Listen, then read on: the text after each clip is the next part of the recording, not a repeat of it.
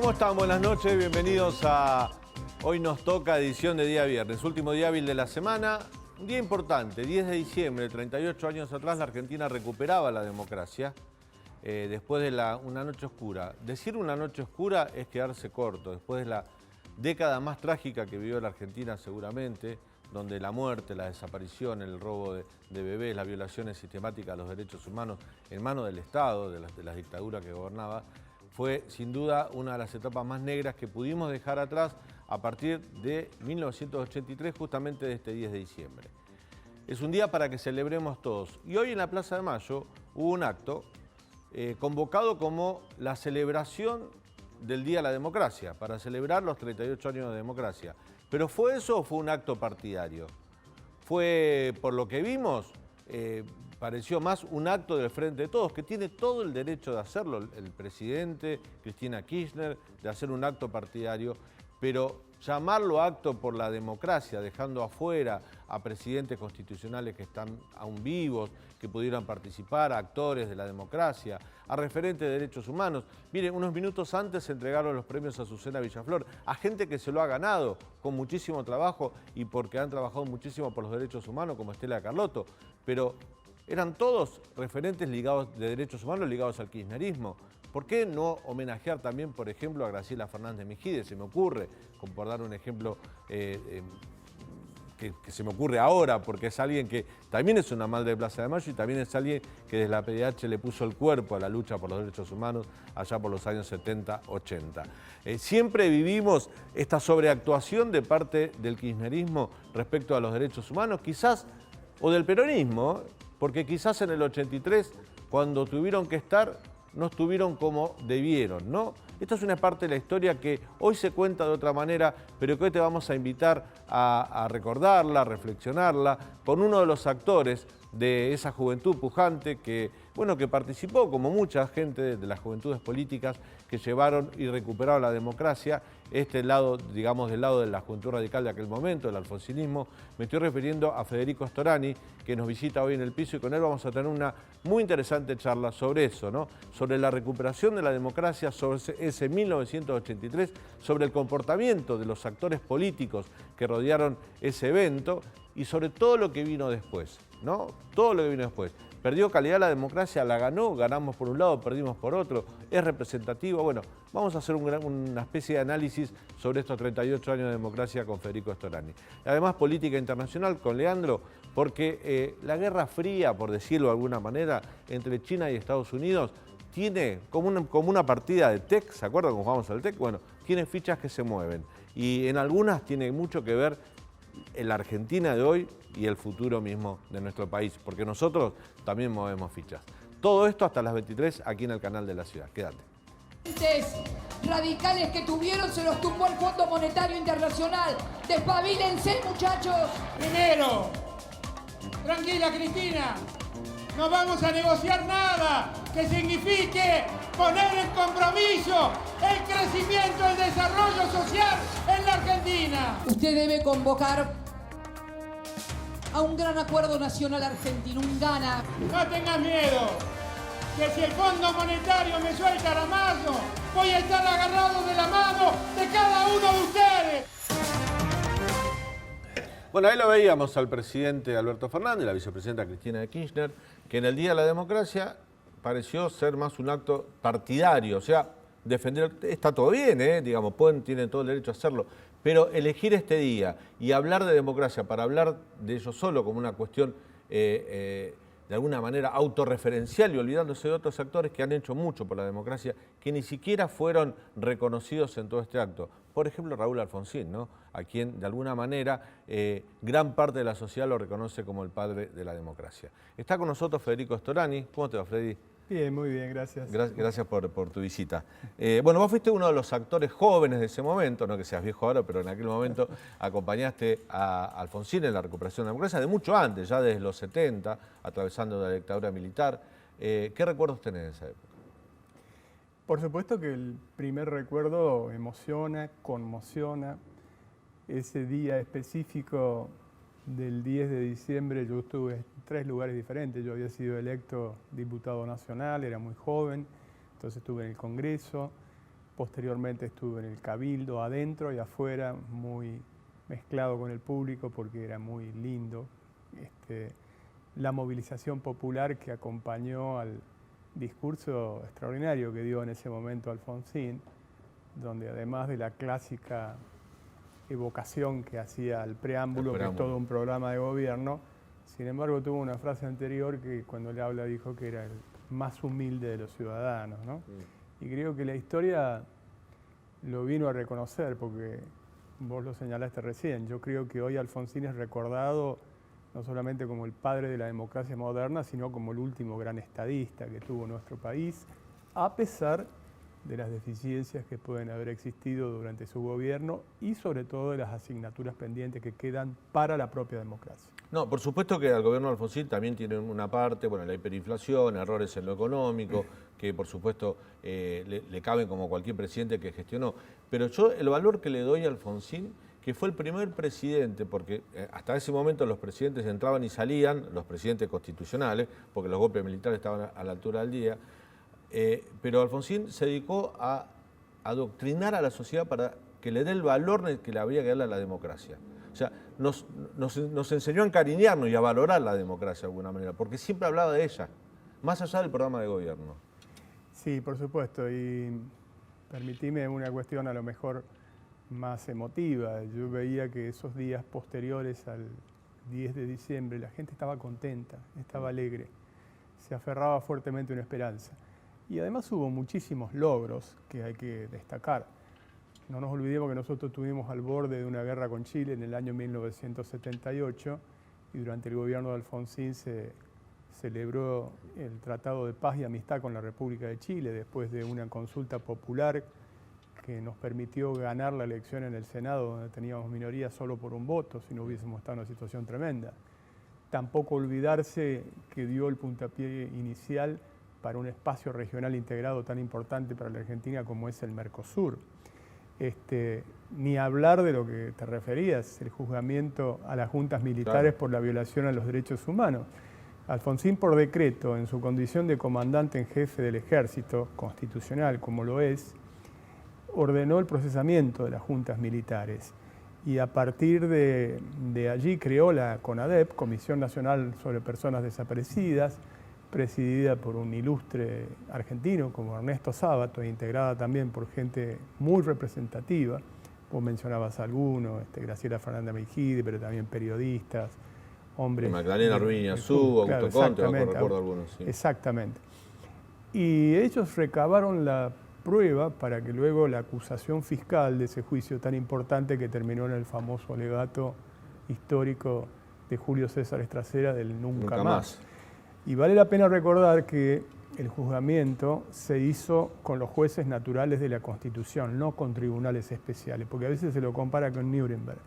Y tiene un valor, por supuesto, la dimensión es mucho mayor la de Nuremberg, pero claramente en este caso no hubo tribunales especiales, fueron los jueces de la Constitución. Fue un ejemplo para el mundo. Y además una salida democrática sin condicionamientos de parte de la dictadura, que era algo que se dio, incluso fíjate lo que pasaba en Chile.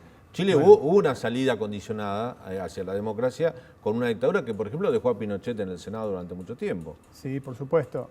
Por eso es que la Argentina se denomina un proceso de transición académicamente, digamos, de ruptura, porque la derrota militar en Malvinas precipita la posibilidad de la salida, de la transición.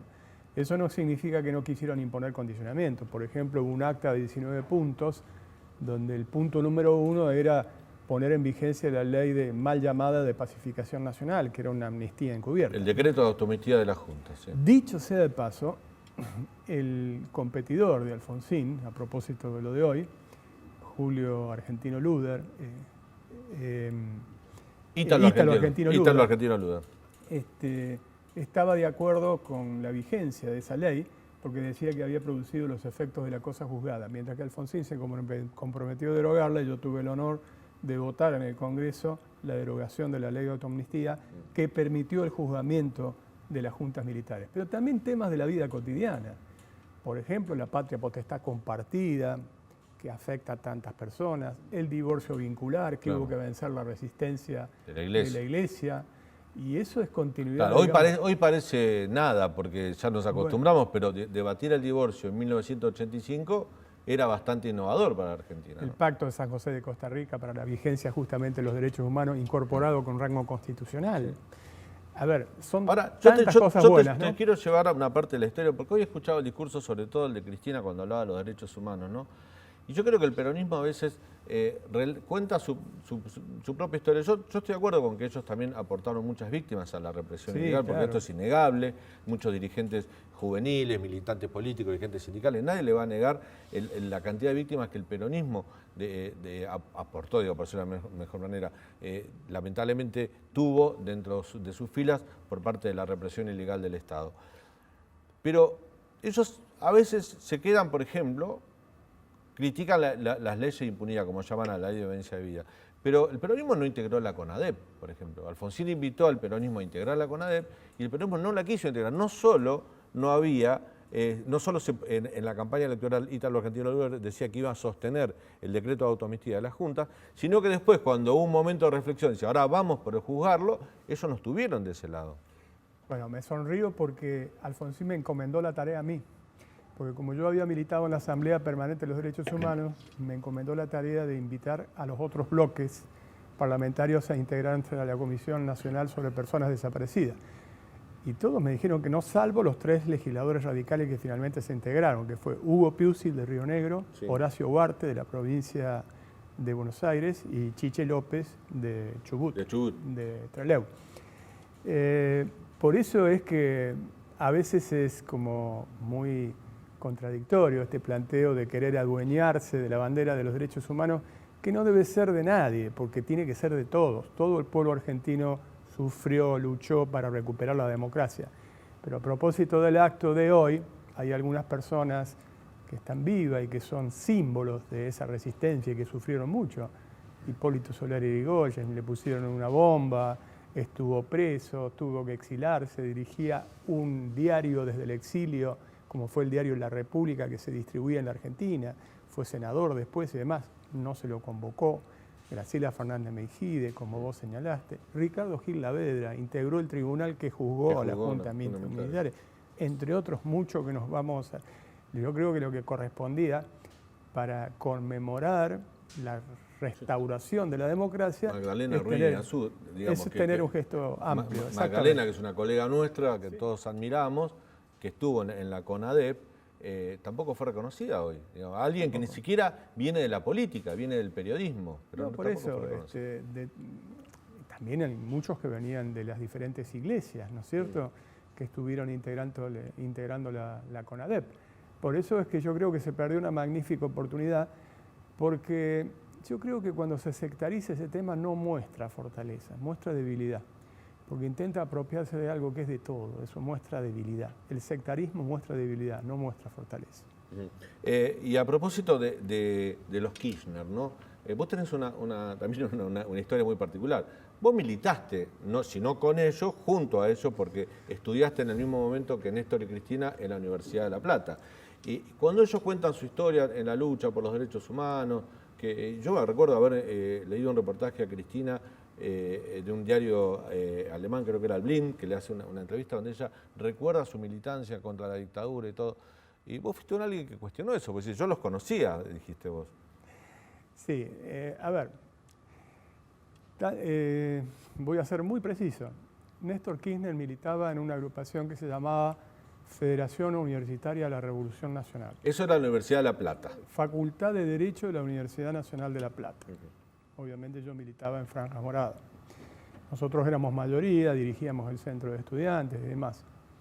Y Cristina Fernández de Kirchner, en ese momento, Cristina Fernández, militaba en una agrupación que se llamaba Frente de Agrupaciones Ciudad Perón, FAEP. Tenían una participación, yo diría, secundaria, casi marginal. No tenían una participación muy importante en ese momento. Sí, un dirigente importante y destacado en esa época, que también estudió con nosotros en esa época, fue Carlos Kunkel, por ejemplo. Bueno, Kunkel era el jefe político de Néstor y Cristina en la universidad. Era el jefe político de todos ellos. Y posteriormente, cuando vino la dictadura y ellos se fueron a Santa Cruz, no solo que se inventaron un relato, sino que tuvieron cierta connivencia con las autoridades militares. Y entre otras cosas hay un hecho muy simbólico que en varias oportunidades que las propias madres le pidieron audiencia, no lo recibieron. Por lo tanto, me parece que hay un relato inventado con respecto a la participación y la militancia en favor de los derechos humanos. Pasaron los años, salgamos de los 80. La democracia tuvo una trayectoria, bueno, vinieron los 90. Me quedo ahí en los 90 y después nos metemos un poco con la crisis del 2001 y todo lo que vino después. Vos fuiste uno de los que se opuso al Pacto de Olivos, Alfonsín Menem, ¿no? Uno cuando ve los resultados, por ejemplo, la moderna constitución que nos dejó el 94, que en aquel momento parecía que pactar con Menem era pactar con el diablo, pero la verdad que la constitución agregó un senador por la minoría, el Consejo de la Magistratura, los derechos de los pueblos originarios, era una constitución muy moderna. Sin embargo, le costó muchísimo al radicalismo, o sea, le costó muchísimo en cuanto a credibilidad, a acercamiento con la sociedad. Fue una crisis importante haber pactado con Menem en ese momento. Mira, hay que analizarlo de este modo. Yo no me oponía por el contenido de la reforma constitucional. De hecho, eso tenía muchos antecedentes en los cuales yo estaba de acuerdo, que era el Consejo de Consolidación de la Democracia, que fue lo que en buena medida parió el núcleo de coincidencias básicas claro. Posteriormente. El problema central es que el radicalismo, entre otros partidos, planteaba públicamente, y esto es textual, que contábamos los días para que fuera el gobierno más corrupto de la historia. Y en realidad lo que realmente le interesaba a Menem era la cláusula de la reelección. La reelección, claro. Por lo tanto, cuando se produce el pacto, produjo una enorme pérdida de credibilidad y desbalanceó el poder. Es casi aritmético. El radicalismo pasó a ser una fuerza de segundo orden cuando en la elección anterior había tenido el 30% a nivel nacional. Porque la regla de oro número 1 en cualquier sistema democrático es el equilibrio y el control del poder y la posibilidad de la alternancia en el ejercicio del poder. Bueno, lo único que se recuerda es la reelección de Menem, que dicho sea paso, si violaba la Constitución Nacional, violó la nueva también. Porque, por ejemplo, una de las instituciones que se crearon, que me parecía bien, como es el jefe de gabinete, nada menos, que es el jefe de la administración, sin embargo tuvo un papel decorativo. Recordemos a Bauzá, que parecía como un vocero de prensa y nada más, no tenía un papel relevante desde el punto de vista de la función constitucional que se le había asignado.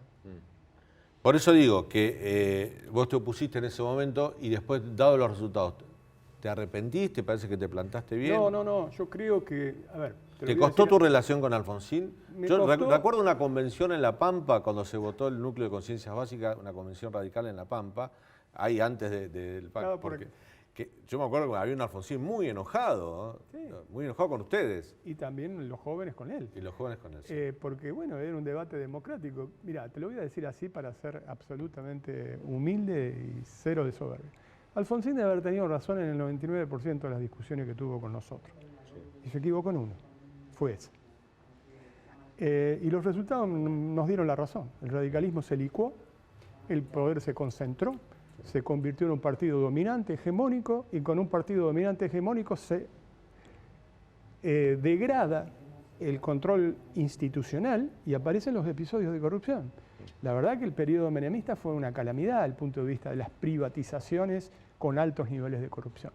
Por eso es que yo creo que en la mayoría de los temas él tuvo razón, en ese no, pero por supuesto estas cosas pasan.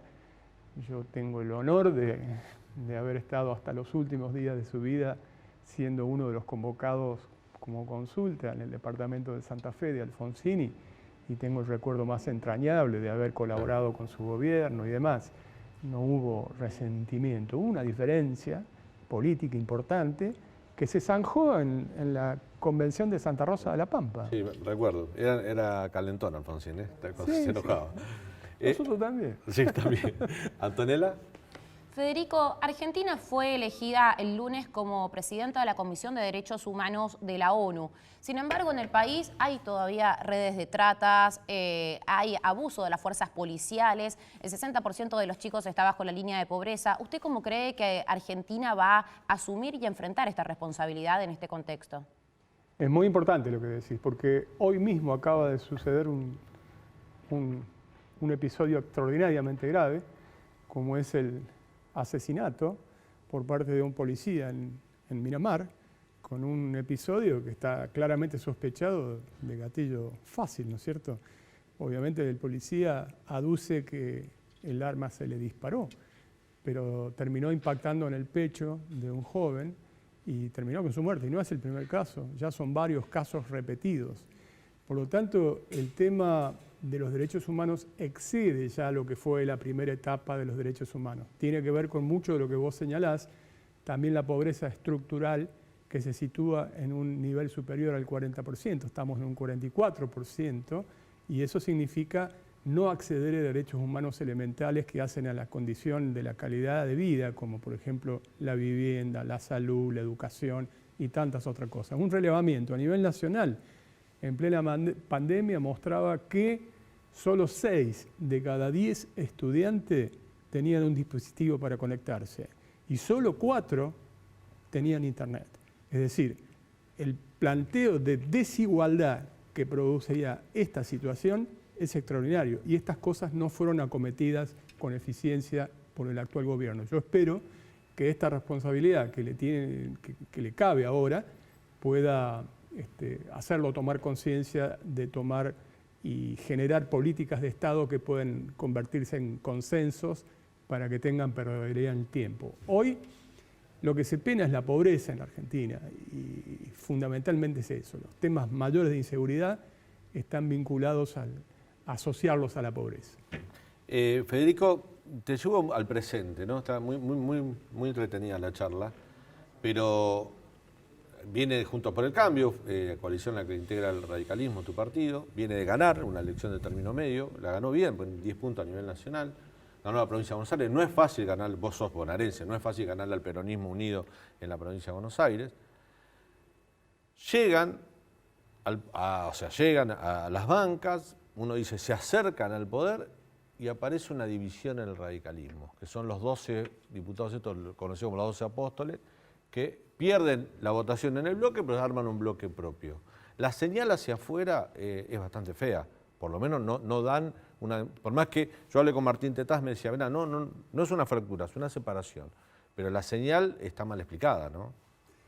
Sí, yo estoy de acuerdo, no es una buena señal. Mira, yo no me asusto de las fricciones, de los debates duros, incluso está en el folclore del radicalismo, en las convenciones a las cuales vos aludís, que más de una silla volara, etc. Sí, seguro. Pero ¿sabés cuál es la gran diferencia? Esas eran por contenidos, por propuestas, por proyectos, por temas fundamentales como los que acabamos de referir. Esta no. Aquí aparece claramente la metáfora esa de poner el carro delante de los caballos, ¿no es cierto? Primero discuten los espacios de poder y no discuten las propuestas. ¿Para qué quieren presidir un bloque? Es decir, son espacios de poder, están a los codazos por un espacio de poder sin haber discutido las propuestas que tienen que protagonizar como legisladores y en todo caso elegir el más apto para que pueda llevarlas adelante. Para mí esta disputa se parece más a una feria de vanidades, o una hoguera de vanidades porque terminan muchos bastante quemados ante la opinión pública. Pero daña al radicalismo en su posicionamiento interno porque más allá que es una coalición de gobierno, son 3 partidos, 4 si uno cuenta el peronismo republicano, que después van a dirimir el poder. Y la verdad que uno así, en la previa decía, bueno, ¿quiénes están en condiciones de dirimir un candidato a presidente en el 2023? El PRO y el radicalismo. Sí, totalmente, pero te hago un matiz. Yo no creo que sea una coalición de gobierno. Fue una exitosa coalición electoral. Una coalición de gobierno es mucho Cambiemos, el gobierno de Macri. Exacto, sí. ¿Y ahora? Bueno, justamente, el desafío es cómo construir las condiciones para una coalición de gobierno, porque tampoco el gobierno de Macri es reivindicable. Dijo, yo tengo el mejor equipo de los últimos 50 años y fue un fiasco. Pobreza cero y fue un fiasco. Inflación es fácil de controlar y fue un fiasco. Por lo tanto, yo creo que nosotros tenemos que utilizar el tiempo bien para discutir propuestas de Estado, una mesa institucionalizada que debata las políticas públicas esenciales para un gobierno de coalición verdadero. Y cuando a mí me dicen, mira, no es posible porque en la Argentina hay un sistema presidencialista, eso es falso. Si cruzás el Río de la Plata tenés un gobierno de coalición, como fue, por ejemplo, el Frente Amplio, con 19 partidos adentro y con sus matices. Tabaré Vázquez, Pepe Mujica, etc. Claro. Y si cruzás la cordillera de los Andes tenés la concertación chilena, claro. Que hasta pactaron la alternancia, porque los 2 primeros periodos fueron demócratas cristianos, Patricio Elwin, Eduardo Frei, Y los otros 2 periodos fueron Socialista. Ricardo Lagos y Michelle Bachelet, socialistas. Hoy están en otra situación, han votado una nueva constitución y es otra situación, pero no hay duda que Chile tuvo un protagonismo importante con una concertación de un gobierno de coalición. Lo que pasa es que en la Argentina no estamos acostumbrados a ese tipo de Habrá que coaliciones. acostumbrarse, porque no estamos hablando de Alemania, que es el ejemplo de la coalición, Sí. donde los demócratas cristianos y los socialdemócratas Son sistemas apuntalaron- parlamentarios, a lo mejor las coaliciones funcionan más. No. Tanto el de Chile como el de Uruguay No son, claro, no. presidencialistas. Por eso es que hago la salvedad. Claro. ¿Por qué en Chile y en Uruguay puede y no puede en la Argentina? Leandro, Storani, ayer Martín Lustó, el senador Martín Lustó, escribió un texto durísimo contra el partido, dijo que es un partido misógino, cerrado a los jóvenes, y habló de una burocracia. Los bloques, tanto en diputados como en el Senado, ¿se rompen pero no se doblan? No, mira, a ver, vamos a analizar lo que dijo. Parcialmente yo coincido. Ya mi posición es contraria a la ruptura del bloque, ya la senté antes, ¿no es cierto? Pero con respecto a cierta misoginia del partido, me parece que es cierta. A ver, nosotros ganamos cuando se produjo el debate de la interrupción voluntaria del embarazo en diputados, pero el presidente de nuestro partido se abstuvo. Votó. Es decir, es el presidente, no un diputado más. Y con respecto al tema de la juventud, hay que tener una agenda que responda a sus demandas. Yo creo que la agenda central que tiene que rescatarse, porque es un tema extraordinariamente importante, es tener una economía circular muchísimo más amigable con el medio ambiente, la preservación del medio ambiente, la lucha contra el calentamiento global. Por eso es que no puedo entender cómo hay sectores jóvenes que se entusiasman con algunos experimentos capitalinos, cuando son exactamente negacionistas del calentamiento global, de la agenda de género, de la política sanitaria de solidaridad, porque nosotros somos seres sociales principalmente, no individualistas a ultranza. Están más emparentados con... Si tuvo una sola virtud la pandemia fue que se los llevó puesto a Trump, que era un negacionista de todo esto. Y bueno, ojalá se los lleve puesto a Bolsonaro, porque es otro tipo que ponía como virtuoso que los brasileños no se iban a contagiar porque estaban acostumbrados a bucear en las alcantarillas. Mirá vos. ¿Está en riesgo la unidad de los dos bloques? ¿Cómo lo ves vos? No está en riesgo. No, yo creo que van a funcionar en las cuestiones esenciales. Yo insisto, a mí me hubiese gustado que empezaran el debate por qué propuestas iban a llevar y luego elegir el más apto para esa situación. ¿Debería tomar partido la convención del el radicalismo? No es el PRO o otro partido que, digamos, el radicalismo tiene, tiene una organización institucional fuerte, tiene su convención, tiene su comité nacional, tiene su comité de disciplina. ¿Debería convocarlos y decir, muchachos, acá? Porque, por ejemplo, el comité radical, creo que de La Pampa, por ejemplo, le llamó la atención al diputado Berongaray, diciéndole, usted vuelva al bloque porque lo votamos para eso. Bueno, va a haber ese tipo de reacción. De hecho, cuando arrancó ese grupo, fueron más los firmantes de ese grupo y luego quedaron reducidos a los 12 por justamente esta situación que vos describís. Sí. Yo creo que, por supuesto, que va a haber... Ahora, yo creo que hay que dejar correr un poco el tiempo, generar nuevamente los contactos, cuando bajen un poco las pasiones y sentarse y hablar. Para acordar, y creo que eso es factible que se logre. Recién nombraste lo que hablabas sobre estas nuevas propuestas capitalinas, te referías a Javier Milei, ¿no? Los libertarios, que fue el boom electoral, por lo menos en la ciudad de Buenos Aires. Yo el otro día pensaba, ¿no? En los 80 eran Somos la Vida, Somos la Paz, que era la Juventud Radical, la JP era la gloriosa JP, había consignas que desde un lado u otro invitaban a la participación política porque la política era el instrumento de cambio social y económico, con distintas ideas. Quizás vos podés decir, nosotros no creíamos en la violencia política, el peronismo sí había creído en los 70, pero en definitiva convocaban a la participación política para eso. Y hoy los jóvenes se van seducidos por una consigna que es somos la antipolítica, estamos contra la casta política, vamos contra la política. O sea, en un sistema político que eso convoca a los jóvenes, significa que hay un descontento, un deterioro. ¿Cómo lo analizás vos? Por supuesto, el desprestigio en general de la actividad política no es solamente argentino, sino que es mundial.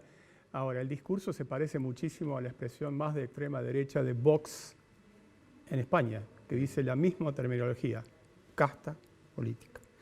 Porque yo estoy de acuerdo que hay que mejorar la política y hay que ser severos con la política. La política son los que administran la res pública, la cosa pública, por lo tanto hay que tener una lupa muy grande sobre su accionar y controlarlos. Pero no existe democracia sin política. Y luego ese individualismo exacerbado es lo más reaccionario que hay en el mundo. Eso, el planteo neoliberal es anacrónico en cualquier lugar del mundo. Porque la verdad que los seres somos seres, que tenemos nuestras libertades individuales, pero nuestra propia Constitución establece también los costados sociales de nuestra Constitución. Y el constitucionalismo social es de avanzada, no es retrógrado como esto, porque si no es retroceder al inicio de la Revolución Francesa. La verdad que es medio disparatado. ¿Vos crees que el radicalismo, digamos, Juntos por el Cambio, necesita o se habla en este momento de la necesidad de ampliarse para llegar al poder en 2023? Algunos dicen, nos tenemos que ampliar para el lado del Frente Progresista Santafesino, por ejemplo, me hablan de Pablo Hapkin, el intendente de Rosario, de otros sectores del socialismo santafesino, pero otros hablan de los libertarios, dentro de Juntos por el Cambio. No digo ustedes los radicales, pero algunos del PRO dicen, vean, nos ponemos de acuerdo con ellos. Incluso hasta López Murphy, que viene con un origen radical, un hombre, nadie se le puede negar su radicalismo, a Ricardo López Murphy, vos lo conocés muchísimo. Lo conozco muchísimo. A ver, yo Y militaba si miremos para ese lado también, bueno, ¿se puede? Obviamente yo lo respeto, lo estimo, pero creo que está profundamente equivocado. El radicalismo es un partido nacional, es un partido popular, es un partido fuertemente con una gran sensibilidad social. El gobierno de Irigoyen fue eso y fue un gran gobierno. También el de Arturo Illia y ni hablar el de Raúl Alfonsín. No conjuga con esas ideas. Nuestro pensamiento es un pensamiento socialdemócrata moderno. Si vos me preguntás a mí, es lo que decía Raúl Alfonsín. Yo claramente busco la ampliación, porque la tercera regla de oro en el sistema democrático es que una crisis es profunda y prolongada en el tiempo, lo que corresponde es ampliar la base de sustentación. Sí. Pero lo haría hacia los sectores que tienen afinidad ideológica en el sentido de valores, creencias, pero ideas. No son fórmulas que fallaron ya, Federico. Yo digo, te podría dar la derecha, coincidiría con vos con lo que planteas, pero... Nunca gobernaron. ¿Cuándo gobernó una coalición radical socialista en el país con eso? Yo, claramente, tengo mucha más afinidad con el socialismo que con estas expresiones que de mi punto de vista son efímeras y puramente capitalinas. ¿Y con el PRO cómo te llevas? No, por supuesto que, a ver, yo fui el vocero en Gualeguaychú, no sí, fui uno más. Recuerdo, yo decía, acá hay que tratar de equilibrar y controlar el poder y garantizar la alternancia. Creamos un instrumento que dotó al pueblo argentino para terminar con una situación hegemónica, autoritaria, con niveles de corrupción que degradaba a las instituciones. Fue un logro. Ahora, el tercer paso era constituir un gobierno de coalición, que no fue. Por lo tanto, ahora hay que prepararse. Y con el PRO hay que competir dentro de las reglas de juego democráticas. ¿Fueron o no fueron útiles las PASO? Claro que fueron útiles. Fíjate la provincia. Pero vos no ponés al PRO a la altura de estas expresiones libertarias como el Vox, que se parecen al Vox. A ver, yo no me meto en la interna del PRO. Hay algunos que evidentemente tienen mayor tendencia o son más proclimes, de acuerdo de eso, y lo han dicho públicamente, sí. Y otros que no. Obviamente, yo no estoy cerca de hacer un acuerdo con sectores. Mira, te voy a dar una anécdota, pero no es anécdota para los radicales. Milei lo dijo, porque yo lo escuché y lo vimos todo en un video, que se entrenaba con una bolsa cuando golpeaba con la cara de Alfonsín. Sí. ¿Cómo podemos tener su identidad con eso? Claro. Federico, te tengo que despedir, la verdad que fue muy linda charla. 38 años de democracia, la última. Alfonsín nos decía a los argentinos en 1983, con la democracia se come, se cura y se educa.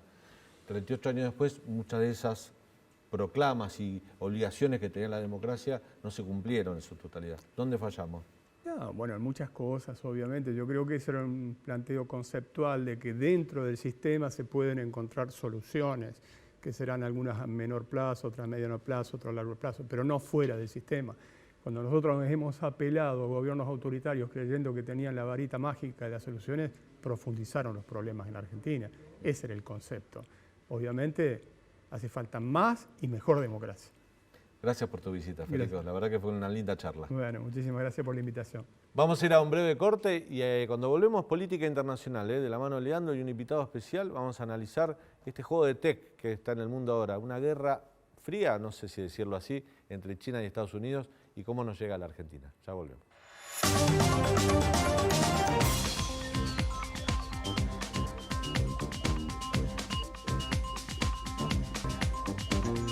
segundo bloque de hoy nos toca, bueno, política internacional. Cumbre de la democracia en Estados Unidos. No participaron China, Rusia, no participaron algunos países.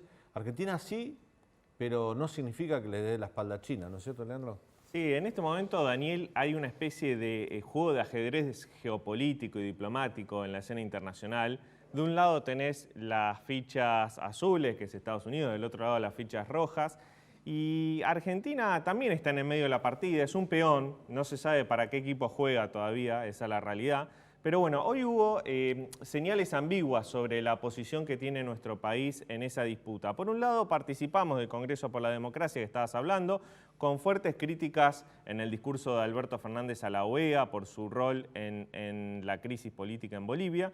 Por el otro lado, no nos sumamos al boicot que está haciendo Estados Unidos a los Juegos Olímpicos de Invierno que se van a celebrar en China. Entonces, señales ambiguas de la Casa Rosada, del gobierno de Alberto Fernández, en esta disputa en la cual ambas superpotencias están compitiendo a nivel geopolítico, tecnológico, diplomático, comercial. Bueno, muy bien. De este tema vamos a hablar con un especialista. Se trata de Juan Bataleme, profesor de Relaciones Internacionales de la Universidad del Centro de Estudios Macroeconómicos de la Argentina. Juan, ¿cómo te va? Buenas noches, gracias por atendernos. Buenas noches, Daniel, Leandro, Antonella, un gusto estar con ustedes esta noche. Bueno, ¿qué está pasando en el mundo? ¿Es una especie de guerra fría China-Estados Unidos esto? ¿Se puede llevar puestos a terceros? No es una guerra fría, en realidad es rápida, es una forma rápida de poder ubicar a dos contendientes, pero ciertamente que entre China y los Estados Unidos, lo que vos tenés es un acomodamiento de placas tectónicas en este momento. Eso es lo primero que te puedo decir. Lo segundo es que todo lo que estamos viendo es que Estados Unidos mira en esa óptica de guerra fría a un mundo que es mucho más fluido y mucho más complejo, si vos querés, que lo que a priori nos presenta. ¿No? Recién Leandro con mucho tino hablaba de la cumbre de democracias en el cual fueron invitados 111 países de 197 y la pregunta es, y la gran crítica que hicieron todos los medios, inclusive norteamericanos, es ¿para qué sirvió esto? ¿No? Y esa es un poco la crítica, es mirar el mundo en el siglo XXI con la óptica de la segunda mitad del siglo XX. Me parece que nos quedamos cortos ahí. Juan, ¿vos creés que esta cumbre por las democracias que Biden convocó en principio para armar un bloque, una coalición contra China y Rusia, puede ser un boomerang político contra Estados Unidos?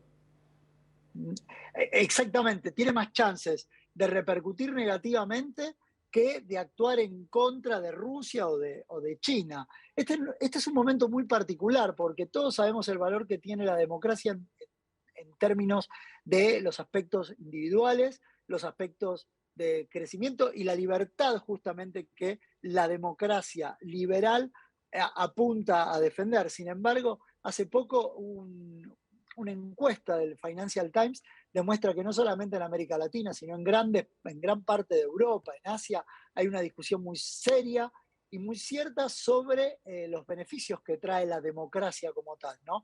No se discuten determinados valores, sino que hay una insatisfacción por la capacidad que tiene la democracia en entregar políticas públicas. Y yo creo que esa discusión está muy presente. Entonces la pregunta, si uno tuviera que hacer una pregunta, si uno prefiere vivir en los Emiratos Árabes o prefiere vivir en Filipinas, ¿no? Porque siempre la discusión es pues, Cuba contra la Argentina, y obviamente elijo la República Argentina frente a Cuba.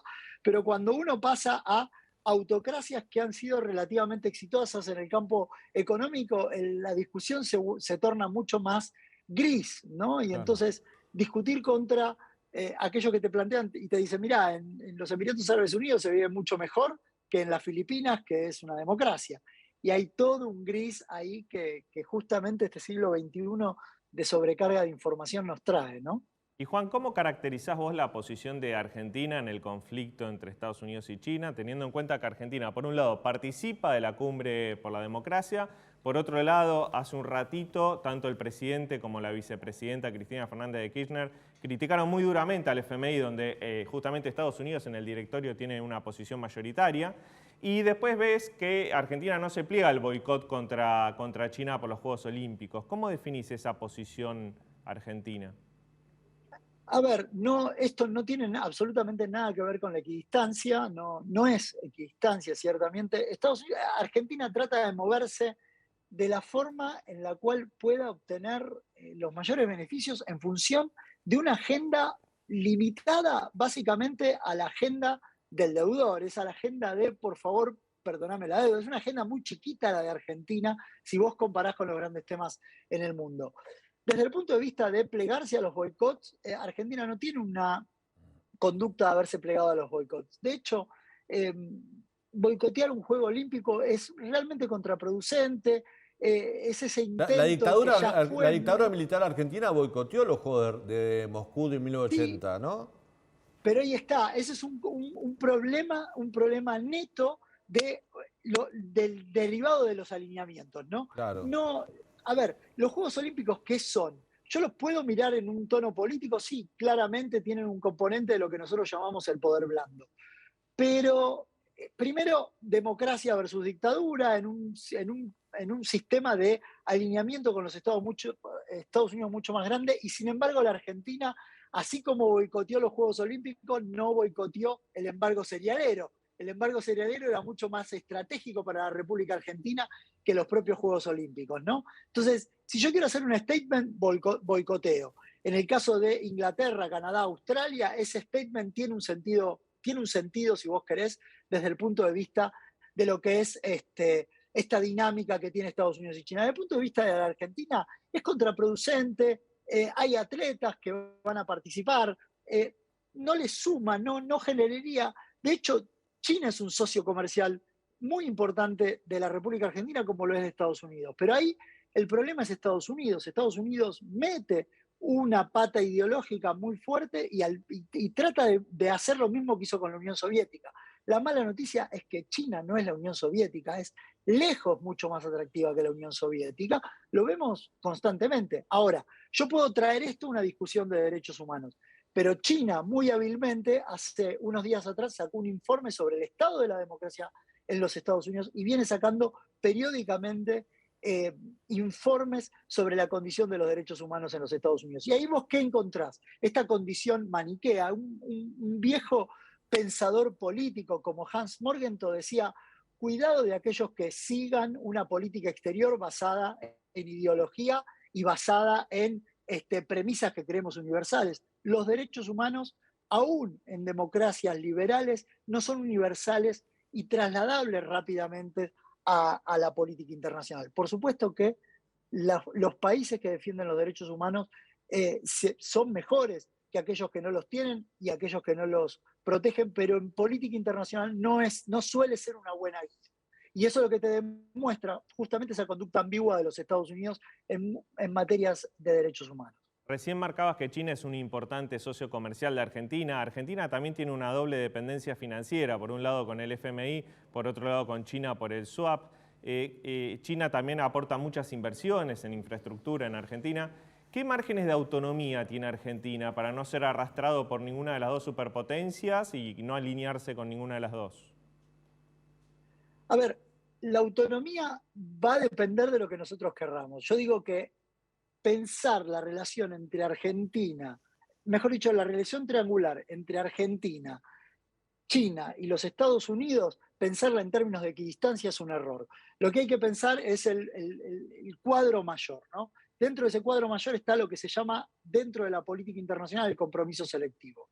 ¿En qué agenda nos vamos a comprometer con China? ¿En qué agenda nos vamos a comprometer a trabajar activamente con los Estados Unidos? Buscar trabajar activamente en aquellas agendas en las que China y Estados Unidos no sean completamente incompatibles, como el punto del cambio climático, y empezar a buscar socios de tamaño similar a la República Argentina. ¿Quiénes son esos socios de conveniencia, pero también de valores, que son similares a la República Argentina, que no tienen nada que ver con... No que no tienen nada que ver en el sentido, sino que asimétricamente la relación entre China y China, Estados Unidos y la Argentina es muy grande. En cambio, con actores como Japón, como Corea del Sur, como Israel, son actores como Sudáfrica, son actores que son mucho más cercanos a nosotros en términos de de poder, no solamente en términos de poder material, sino en materia de objetivos, y que también, al igual que nosotros, se están tratando de mover entre gigantes. Esos son los verdaderos socios de la República Argentina del siglo XXI. Ahí vos también tenés a Brasil, tenés a Chile, que son actores que son comparables con la República Argentina. Me corro de hablar de España, Francia, Gran Bretaña, porque están claramente identificados con el producto occidental, por así decirlo. La OTAN, la Unión Europea, tienen una agenda que también tiene puntos de contacto, por ejemplo, y de choque con Rusia, que no es otro de nuestros temas de agenda en los cuales nosotros tengamos que tener una posición activa, abierta, lo que no significa que no tengamos que hablar y lo que no significa que no haya que tener alguna posición en relación a ello, ¿no? Pero ahí hay que ser realista. ¿Realista en qué sentido? En que esos son puntos de la diplomacia que se juegan por fuera de las cámaras, que se juegan en lo que son las mesas bilaterales, en las conversaciones de gobierno a gobierno. Y en ese aspecto la Argentina tiene que ser muy cuidadosa de mantener esas relaciones. Juan, te agradecemos mucho este contacto con el canal de la ciudad. No, por favor, un placer y buenas noches a ustedes. Fuerte abrazo, buenas noches. Gracias. Bueno, muy interesante este tema, ¿no? Muy interesante, y hay que seguirlo, porque sí, es un tema que a veces en Argentina no le prestamos la suficiente atención, porque estamos tiene en la... mucho que ver con la economía y con... Tiene que ver con el comercio, con las inversiones, con lo financiero, con la situación con el FMI. Y vos pensás que en el directorio del FMI el principal voto es el de Estados Unidos, el segundo el de Japón, el tercero el de China. Es importantísimo. Es muy importante. Bueno, tan importante como decíamos hoy cuando abríamos el programa, ¿no? Hoy se cumplen 38 años de la democracia y tuvimos un acto. De ese acto vamos a hablar ahora. Los peronistas generamos más clase media en la República Argentina que nadie. Que no me vengan con pavadas. Esta vez no vinieron con uniformes ni con botas. Vinieron con togas de jueces y medios hegemónicos para construir imágenes y juzgar, no en los juzgados, sino primero en los medios. Hoy es un día importante para todos los argentinos, no solo para los integrantes del gobierno, para la fuerza política que gobierna. Se cumplen 38 años de democracia. Es de todos, la democracia es para todos y es de todos. El Frente de Todos, el kirchnerismo, volvió a cometer el mismo error que viene cometiendo desde hace muchos años, que quizás en algún momento le sirvió, pero que ya empieza a demostrar que no es una fórmula efectiva y que de alguna manera termina mostrando un modelo endogámico donde solamente se hablan entre ellos y para ellos. Hoy era un día para abrir el juego, para invitar a expresidentes constitucionales, para homenajear a expresidentes constitucionales que ya no están con vida. No importa si vos lo votaste o no lo votaste, si te gustaron o no te gustaron. Forma parte de la vida democrática argentina. Era una forma de agasajarlos a ellos y agasajar los 38 años de democracia. Lo mismo decía yo cuando comenzaba el programa con los premios que se entregaron, los reconocimientos Susana Villaflor a los militantes por los derechos humanos. Eran todos militantes, muy bien ganados esos reconocimientos, pero muy cercanos al kirchnerismo. No había para otros, yo daba el ejemplo de Graciela Fernández Mejide, se me ocurren muchos más, que incluso desde la izquierda, al no pertenecer al modelo kirchnerista o a la militancia kirchnerista, no se los reconoce. Como que los derechos humanos son de ellos, como que la democracia es de ellos y todos los demás somos simples espectadores que tenemos que ver cómo celebran la democracia entre ellos, pero que es algo que nos pertenece a todos. Y de alguna manera, lo hablamos con el invitado de hoy, hay que tener buena memoria y también reconocer lo bueno y lo malo, ¿no? No olvidarnos que en el 83, cuando se conformó la CONADEL para el juicio de las juntas militares, el peronismo no la quiso integrar. Ítalo Argentino Luder, el candidato a presidente del Partido Justicialista, dijo que iba a respetar el decreto de autoamnistía de las juntas militares. Bueno, esos candidatos votaron Néstor, Cristina y muchos de los dirigentes que estaban hoy ahí. Y nunca hay una crítica hacia eso. Nunca hay una crítica, por ejemplo, a la violación sistemática de los derechos humanos que se hizo en la Argentina entre el 73 y el 76, incluso con Juan Domingo Perón en el gobierno, con la AAA. Nunca hay una autocrítica para decir, bueno, nos equivocamos acá, esto salió mal y nos reivindicamos por acá. Porque muchas cosas tienen buenas el peronismo y el kirchnerismo en favor de los derechos humanos. Pero siempre recuerdan lo que quieren contarnos, tergiversan la historia y se apoderan de una fiesta que tiene que ser de todos. Es una pena. Hoy fue un buen acto partidario, pero fue un pésimo acto para recordar la celebración de la democracia. Ya volvemos.